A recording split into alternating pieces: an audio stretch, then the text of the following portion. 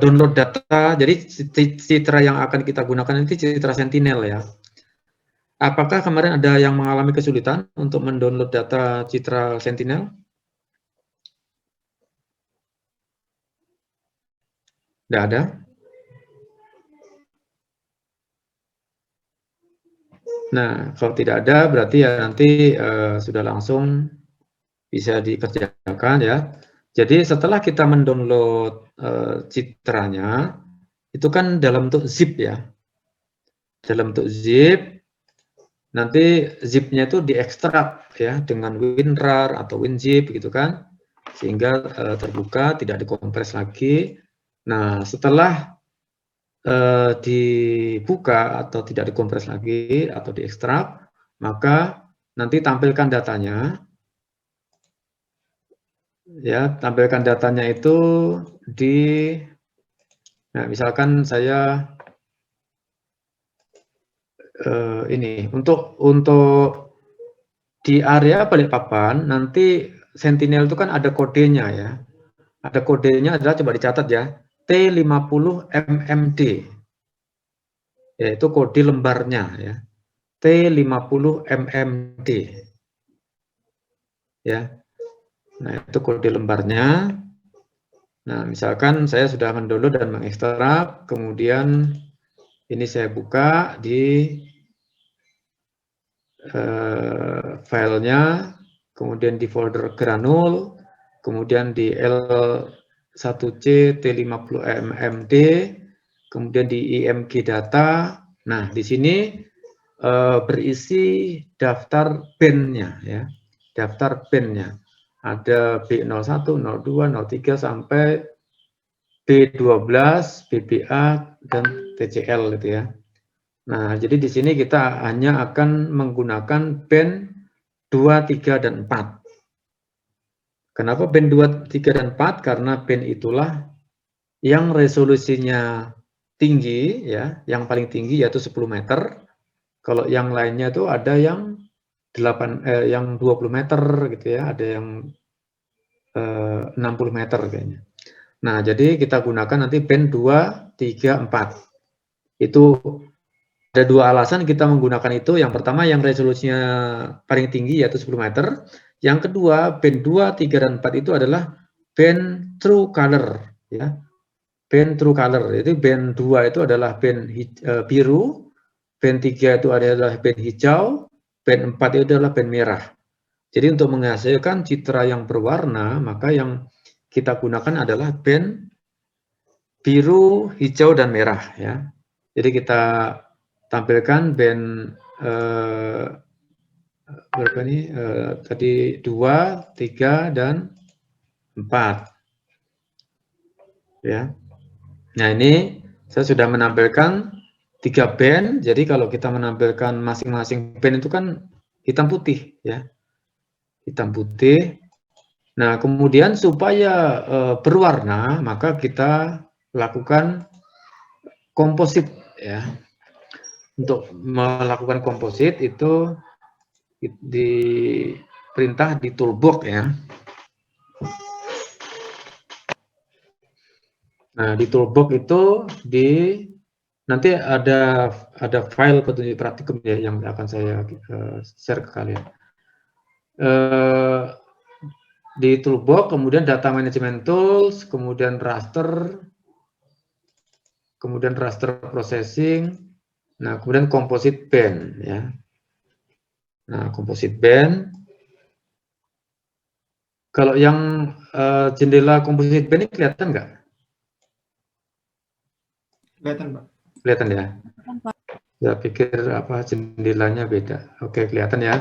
Nah, sekarang kita masukkan ini di input fiturnya ini.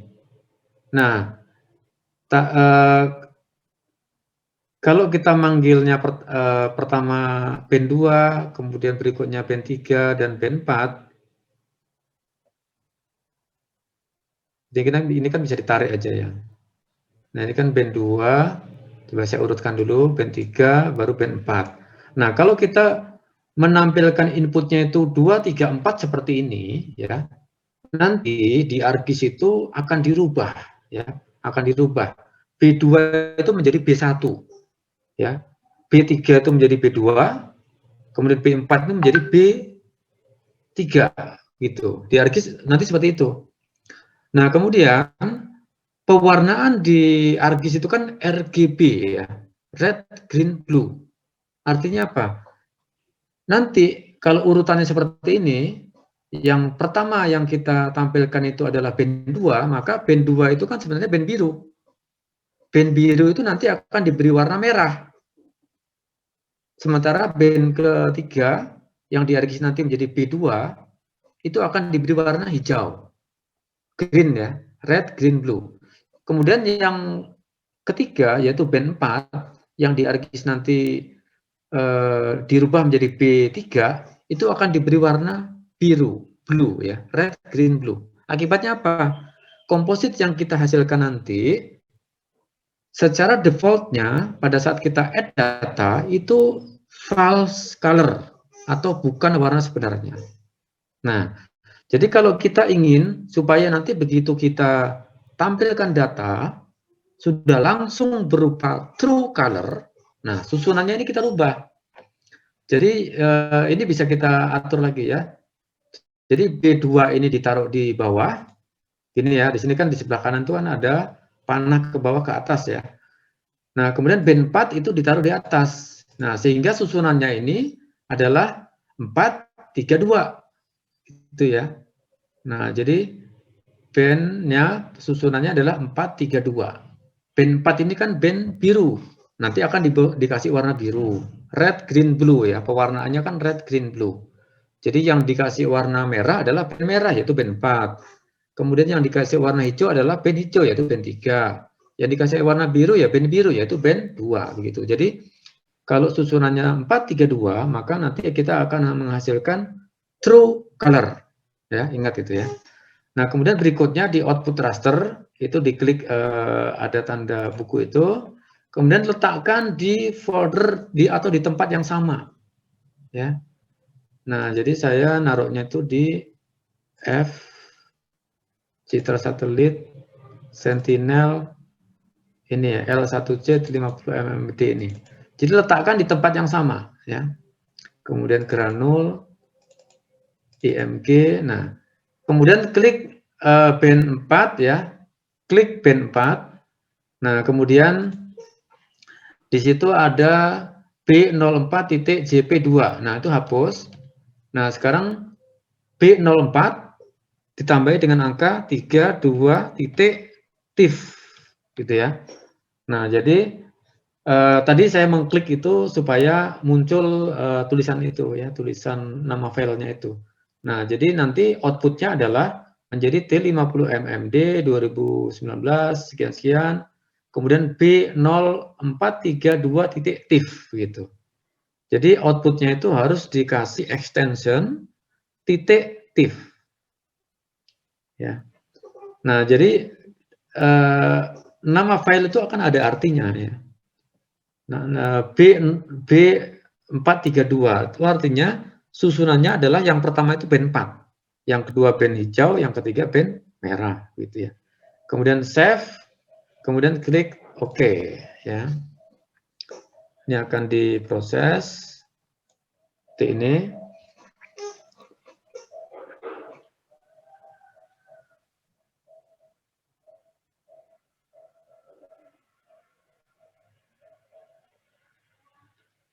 Nanti kalau sudah selesai itu akan otomatis ditampilkan filenya itu di layar monitor kita, di ArcGIS, ya.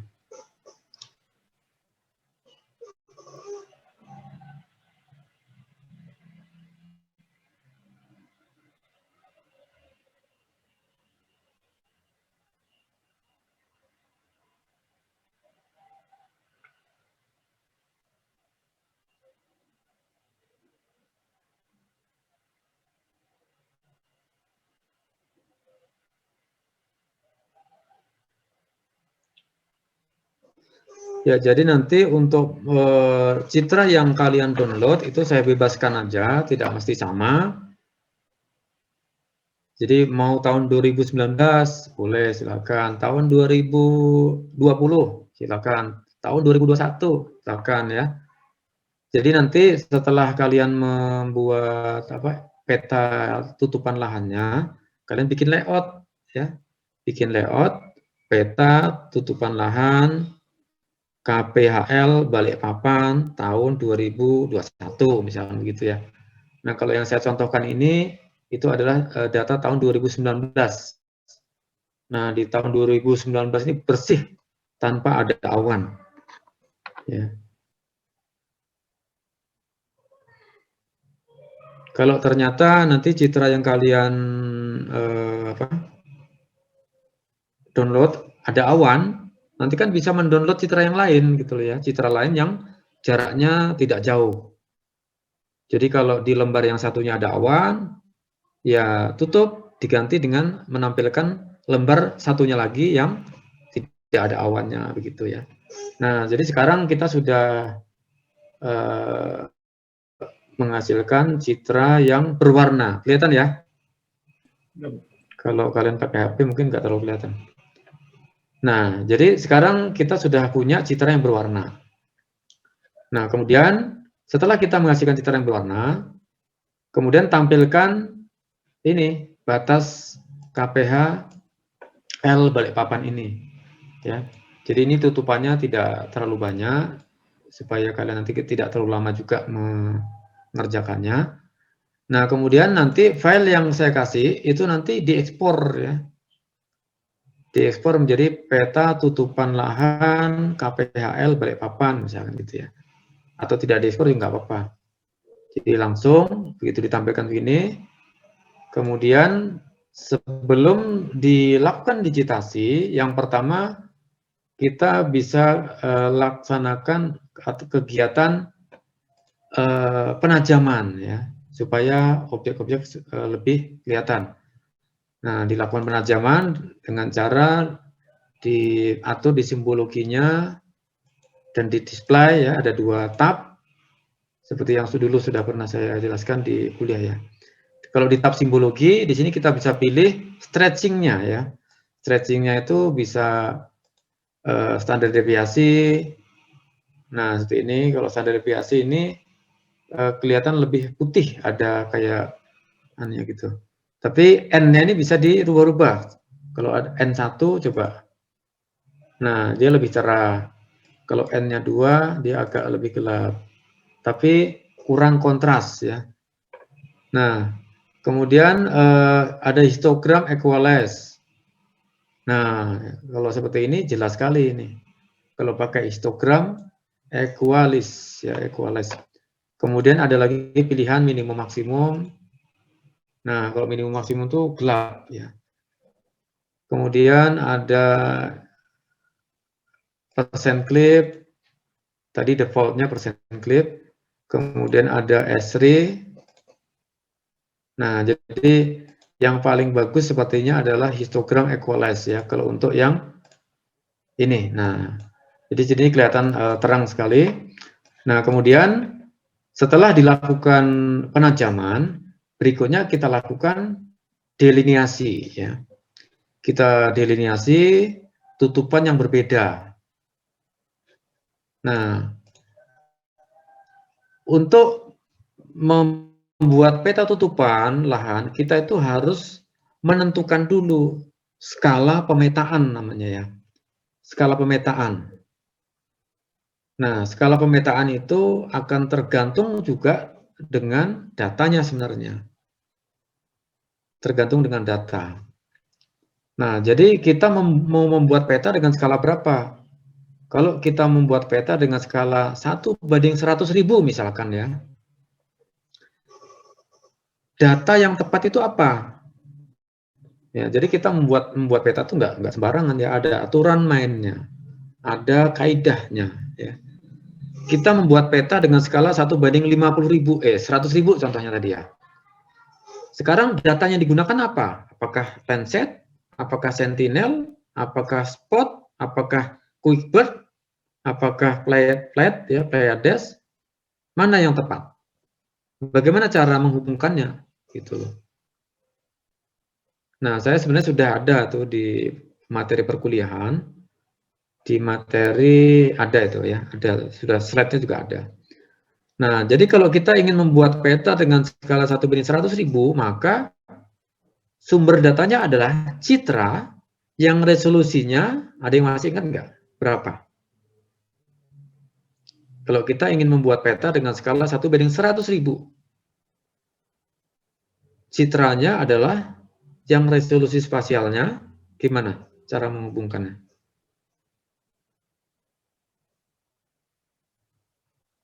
Skala dibagi 10.000 ya. Ingat itu ya, 10.000 itu angka yang dijadikan patokan ya. Banyak dijadikan patokan dalam pemetaan itu. Ya. Jadi 100.000 dibagi 10.000. Jadinya berapa? 10 meter. Ya. Nah, jadi kalau kita ingin membuat peta dengan skala 1:100.000, maka kita harus punya citra yang resolusi spasialnya adalah 10 meter. Ya, 10 meter itu didapat dari 100.000 dibagi 10.000. Itu kunci ya. Nah, kemudian ada toleransi. Ya, ada toleransi. Jadi peta itu boleh diperbesar ya 2 kalinya. Nah, kalau 1:100.000 diperbesar 2 kali menjadi skala berapa?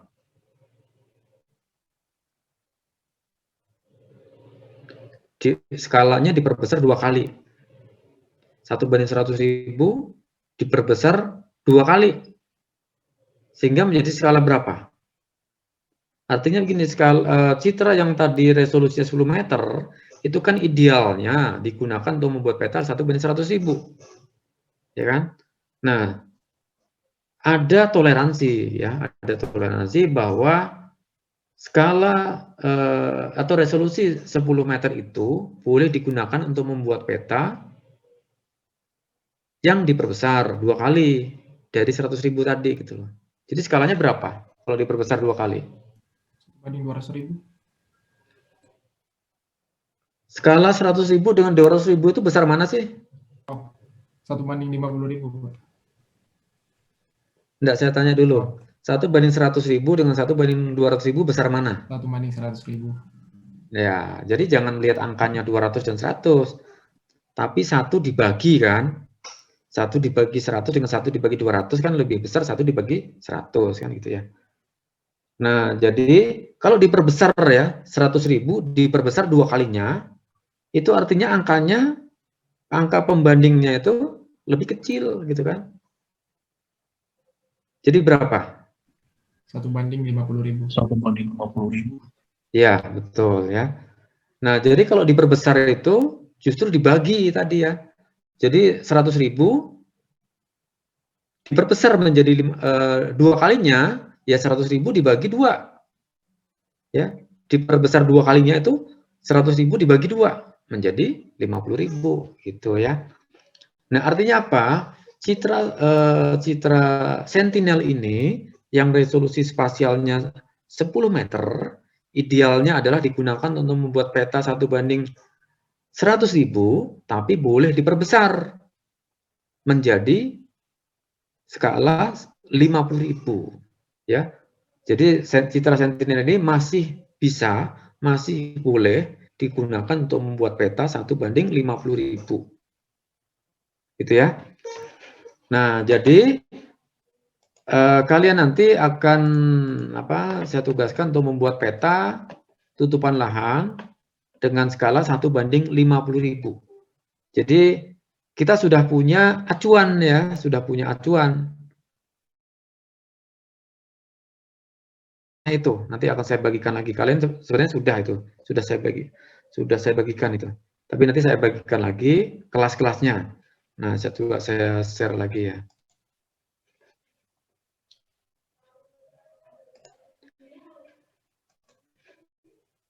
Nah, ini adalah aturan ya, ini SNI ya, SNI tahun 2014 tentang klasifikasi tutupan lahan di skala 1.250.000 dan 50.000 atau 25.000. Jadi skala 50.000 dan 25.000 ini sama kelasnya. Nah, jadi kalian nanti saya minta untuk membuat peta tutupan lahan dengan skala 1:50.000. Ya. Nah, jadi nanti kelas-kelasnya itu nanti lihat di sini. Nah, sebagai contoh di sini. Di citra tadi itu ada waduk. Ya. Di citra tadi ada waduk. Waduknya itu ada waduk Sungai Wen dan waduk Manggar. Ya. Nah, sekarang di sini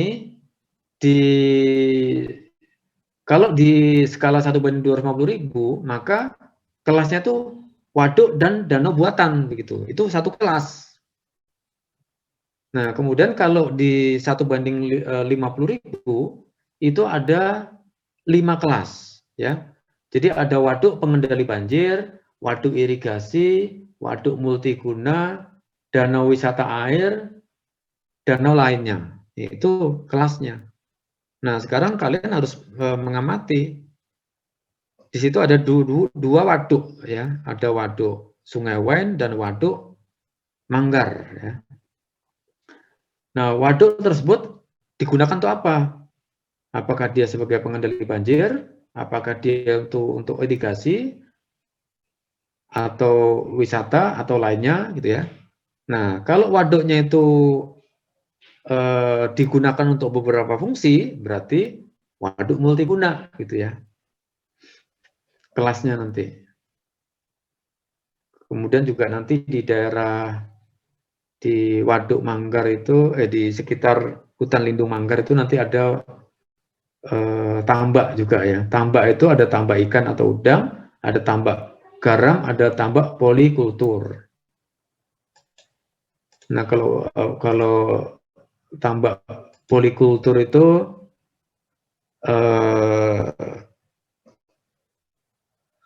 kalau di kita tuh silvofishery itu loh ya. Silvofishery. Jadi tambaknya tuh masih ada vegetasinya gitu. Jadi ada tanamannya atau vegetasinya dan ada tambak ikan atau udang gitu. Namanya tambak polikultur. Tapi kalau dia hanya satu yang dibudidayakan berarti ya tambak ikan atau udang gitu ya.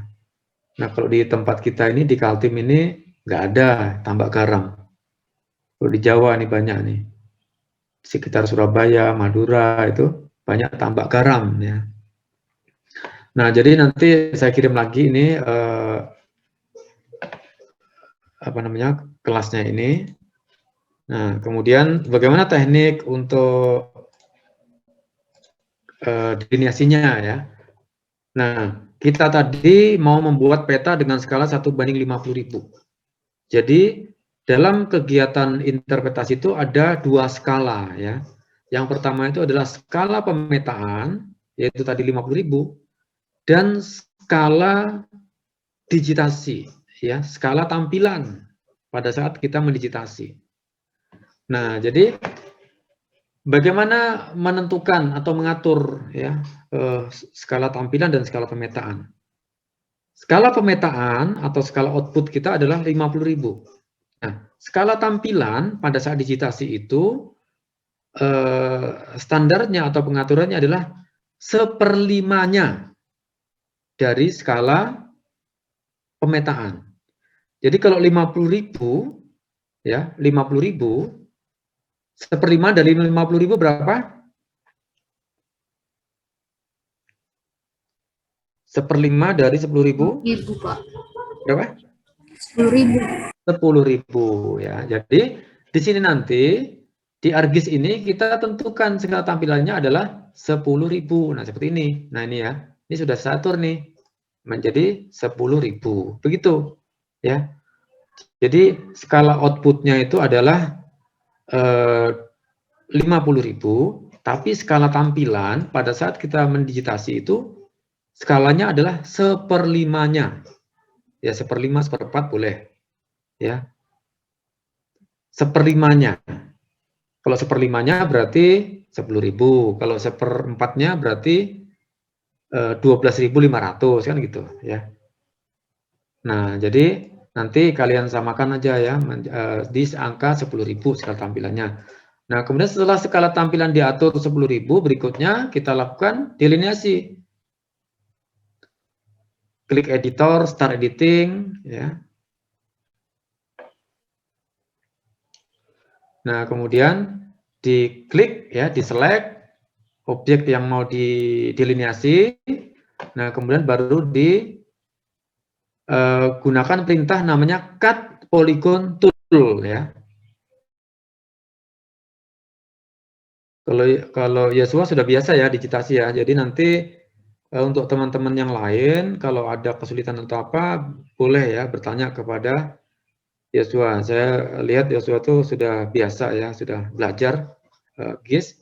Kalau kemarin ngambil mata kuliah GIS nggak atau belum? Sudah, Pak.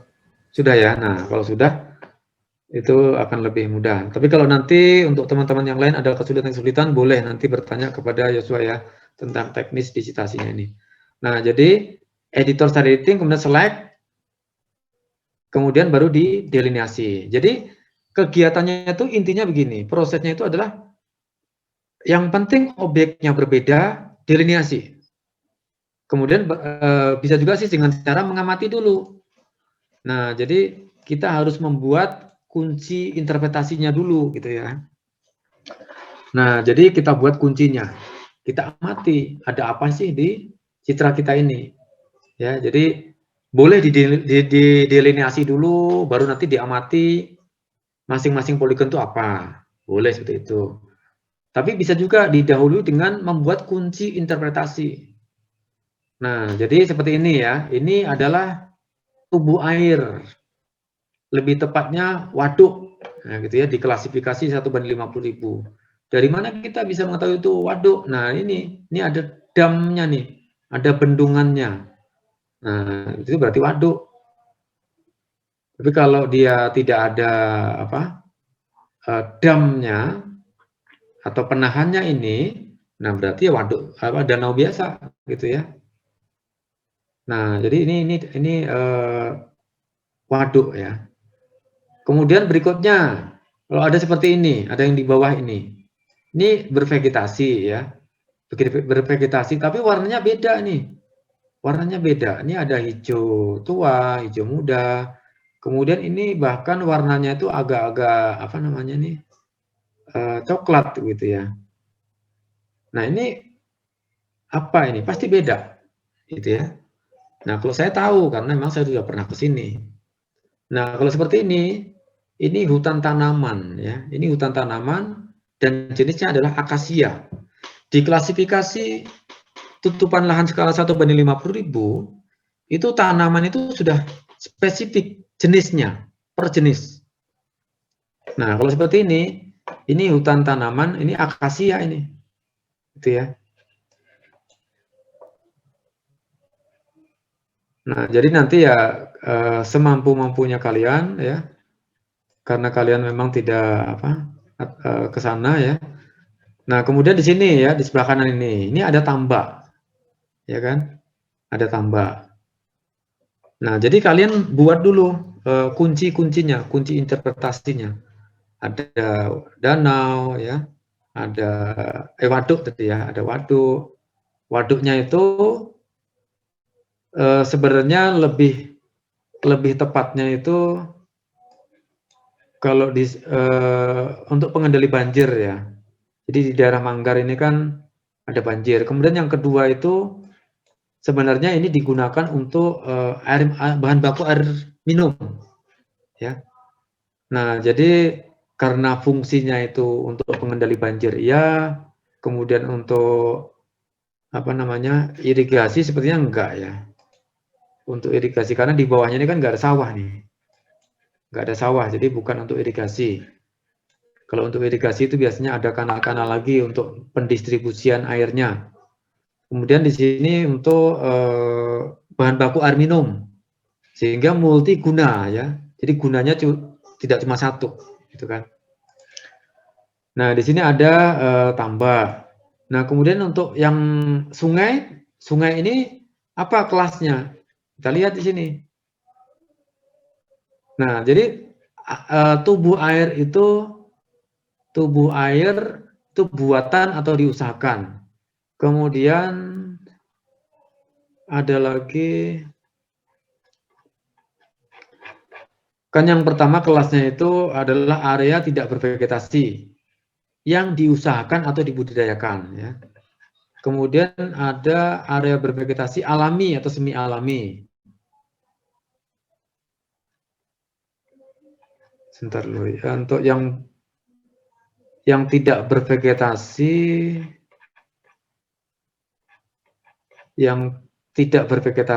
ya di sini untuk sungai tadi itu masuknya adalah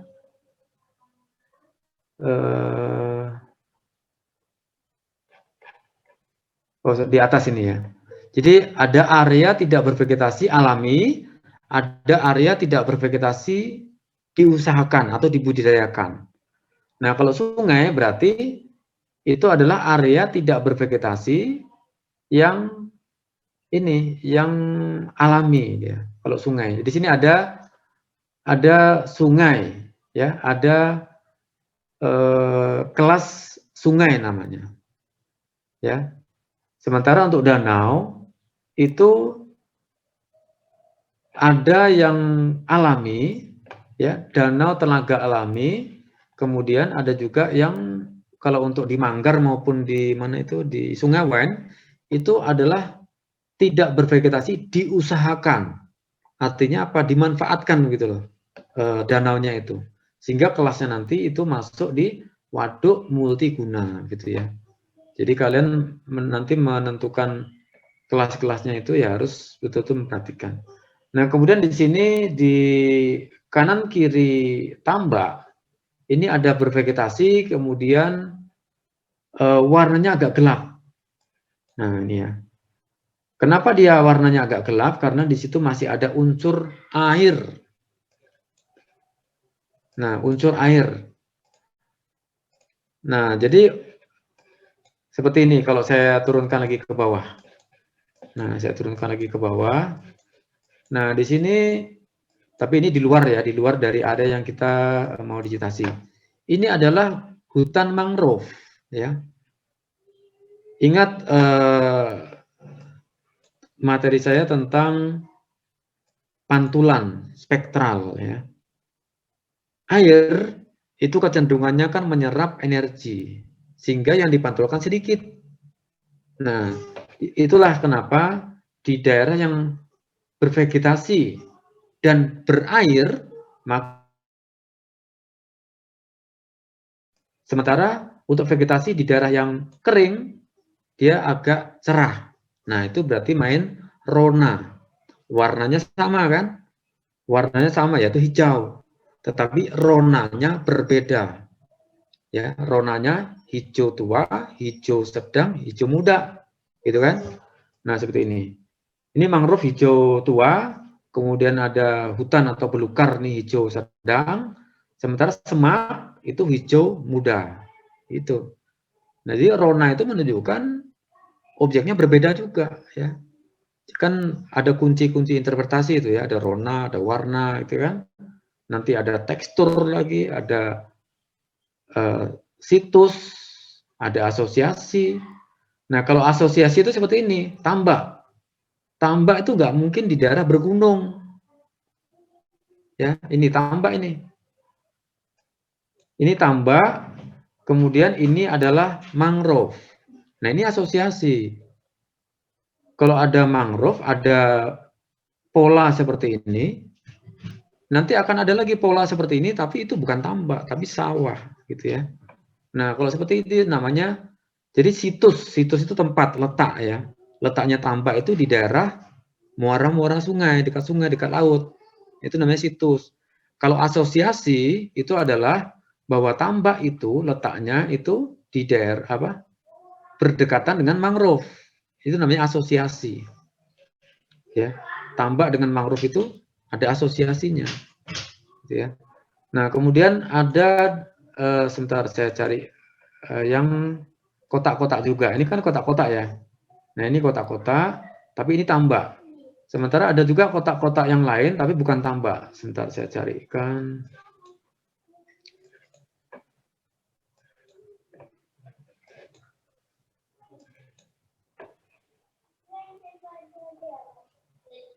Kotak-kotak ya.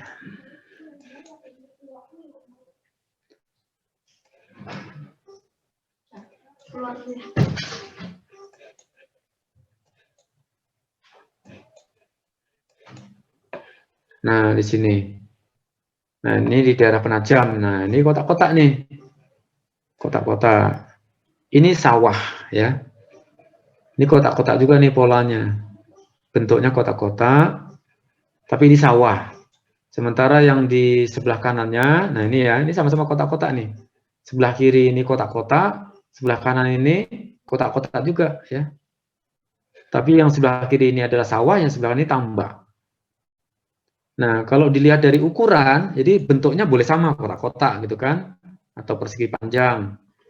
Nah, tapi ukurannya yang membedakan. Sawah itu biasanya ukurannya lebih kecil dibandingkan, pasti hektar ukurannya itu. Ada sih yang sedikit-sedikit itu di bawah 1 hektar itu ada. Tapi kebanyakan itu luas-luas ya, besar-besar ya.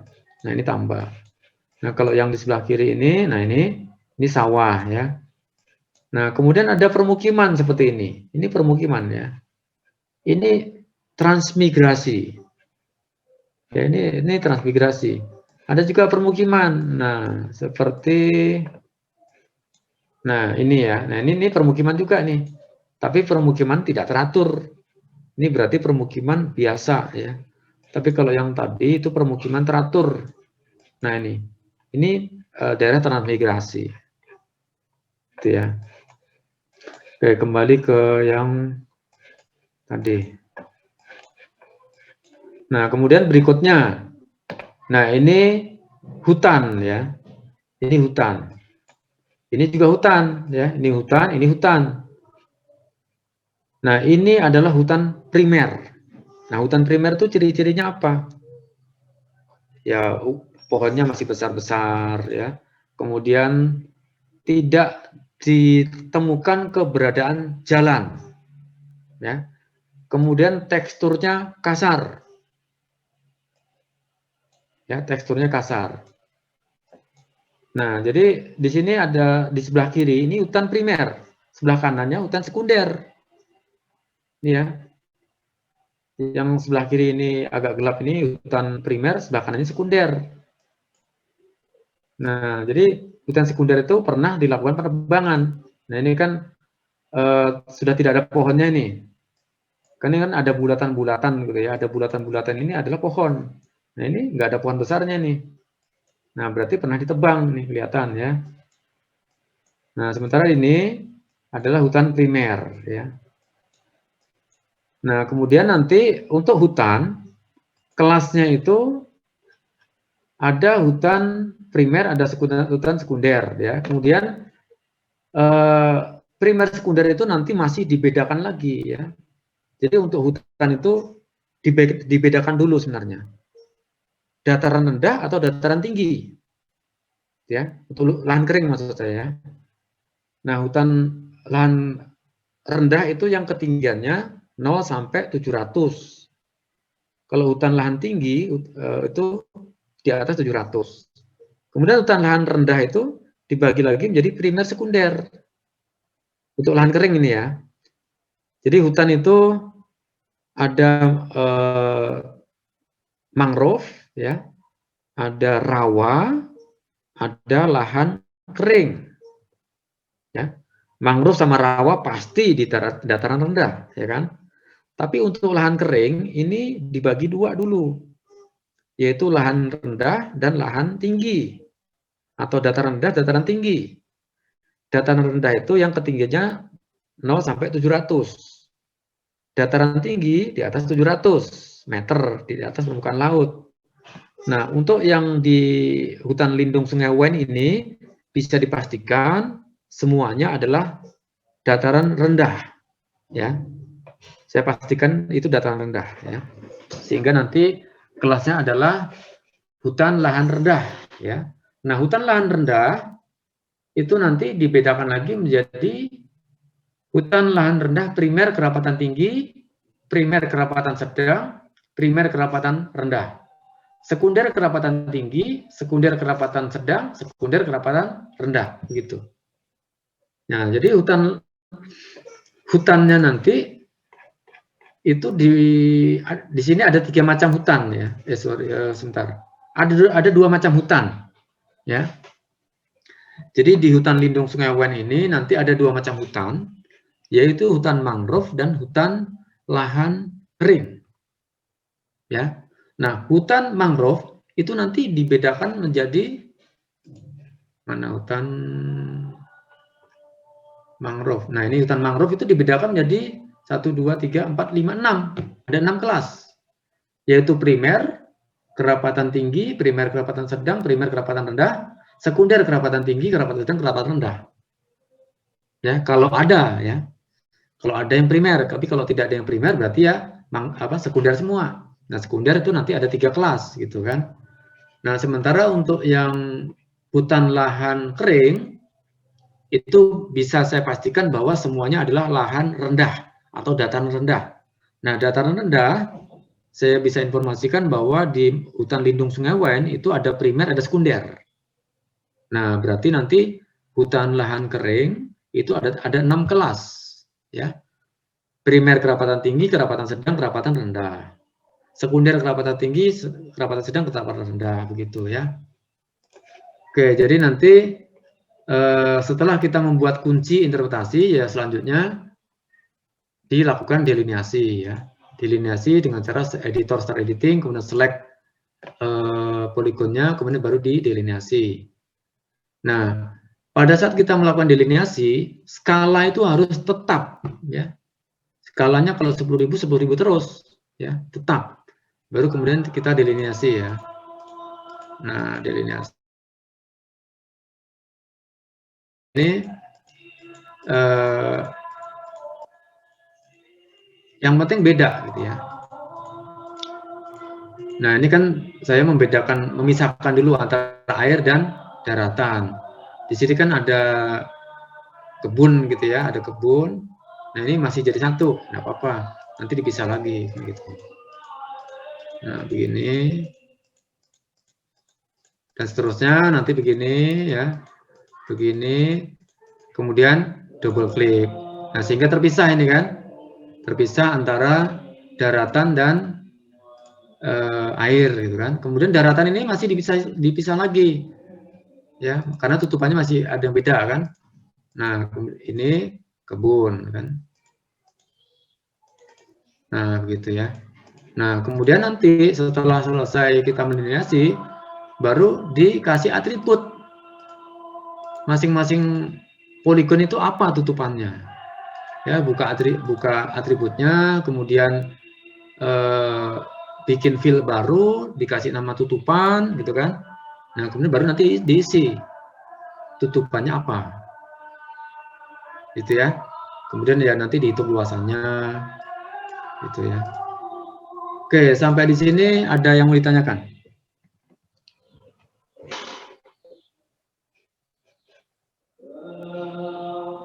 Jadi kalau kalian sudah terbiasa melakukan digitasi, ya akan lebih mudah ini mengerjakan ini. Sudah jelas? Pak, saya Pak. Sekarang nggak Pak? Ya. Oh ya. Mengenai digitasi tadi. Nah, saya kira di yang mengambil mata kuliah ini kebanyakan semester lalu sudah ambil JIS gitu ya Pak. Nah, misalnya ada beberapa yang yang belum tahu mengenai digitasi ini, nanti bisa saya kirimkan link yang YouTube punya Bapak itu yang mengenai digitasi itu seperti apa gitu. Untuk beberapa yang belum mengambil matkul ininya, belum mengambil matkul JIS semester lalu gitu. Ya. Ya, jadi nanti akan saya kirimkan ya file-file lah ya yang saya punya, yang nanti mungkin bisa membantu untuk proses praktikum atau digitasi ini. Nanti ada yang berupa PowerPoint, ada juga file PDF ya. Ada lagi? Pak, nanya untuk matkul yang lain bisa, Pak? Kenapa? Nanya untuk matkul yang lain. Ya, kenapa? Untuk ilmu ukur tanah, kita kan tanggal 27 sudah UAS ya, Pak? Ya. Nah, jadi yang saya tanya itu deadline laporan yang 4 laporan yang kemarin itu. Yang penting sebelum ujian lah ya. Jadi Uh, sebelum ujian lah ya. Mau 1 detik sebelum ujian juga nggak apa-apa, yang penting kan sebelum ujian. Ya. Nah, jadi supaya nanti saya segera bisa mengkoreksi gitu kan. Karena ya mata kuliahnya kan banyak nih kan, saya ada ilmu ukur tanah, ada ilmu ukur kayu. Ilmu ukur kayu kan banyak itu mahasiswanya.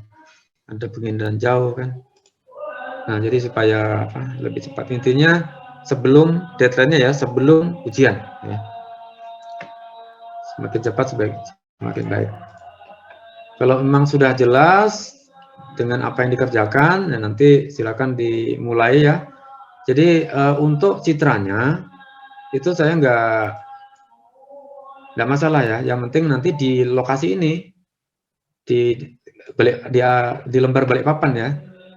Nama lembarnya itu T50MMD ya. Nah, kalau yang saya download ini di tahun 2019 itu bersih sekali, nggak ada awan sama sekali. Ya kalian bebas nanti mau tahun 2019 boleh, 18 boleh, 2020 boleh, 2021 boleh ya, terserah aja. Nanti di-download sendiri ya. Oke, sudah jelas? Nah, jadi kayaknya untuk praktikum pengindahan jauh, kayaknya yang dari saya cukup ini aja. Nanti nggak tahu untuk sore dari Pak Budi ya. Karena ini kan sudah habis juga sebenarnya. Sampai minggu ini aja kan perkuliahan. Jadi nanti untuk yang lain-lainnya silakan dicoba-coba. Nanti akan saya kirim file petunjuk praktikum ya. Nanti kan bisa coba-coba. Tapi kenapa saya memprioritaskan yang ini? Karena inilah yang selama ini itu lebih banyak dipakai ya. Ya pengalaman saya itu lebih banyak membuat peta tutupan lahan itu secara visual karena memang lebih baik ya.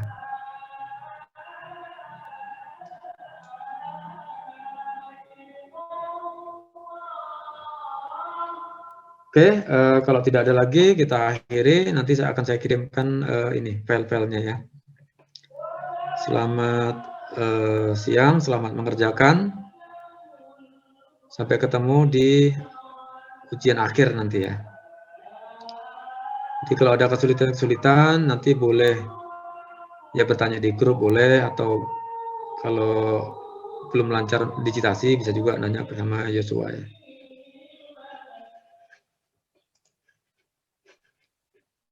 Baik, cukup sekian. Assalamualaikum warahmatullahi wabarakatuh. Selamat siang. Sampai ketemu di ujian akhir nanti. Selamat siang, Mbak. Wabarakatuh. Terima kasih banyak, Pak.